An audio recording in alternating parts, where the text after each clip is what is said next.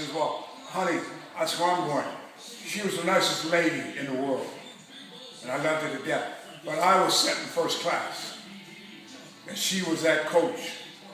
So the plane goes, and all of a sudden, I'd ask the waitress, the stewardess, I said, could I have a Coke?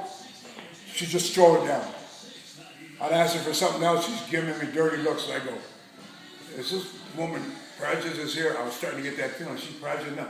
Because every time I'd ask for something, she'd go, just a minute, I'll get it in a minute. Stewardess. Yeah, stewardess. Because back in the plane, she went back, and Moolah told her, could I have a Coke and you charge my husband up in first class because he won't let me fly first class. He made me sit back here. Yeah, he made me sit back here because he's ashamed of me. And I didn't know she told the stewardess that. And then all of a sudden, she'll let me finish. So all of a sudden, you know, the stewardess real nice to me. And then about 15 minutes up in the air, she's being real nasty.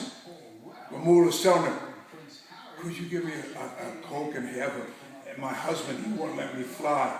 And I didn't know nothing about it till I got out the plane. She goes, you have a good flight? I go, no. I said, I really, that stewardess had an attitude.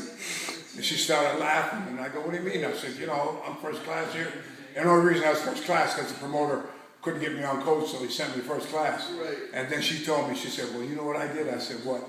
She said, I went and told him you were my husband, but you were ashamed of me and wouldn't let me sit up in first class.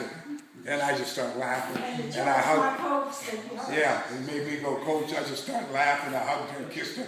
And we were like brother and sister all the years I knew her. She was a great woman.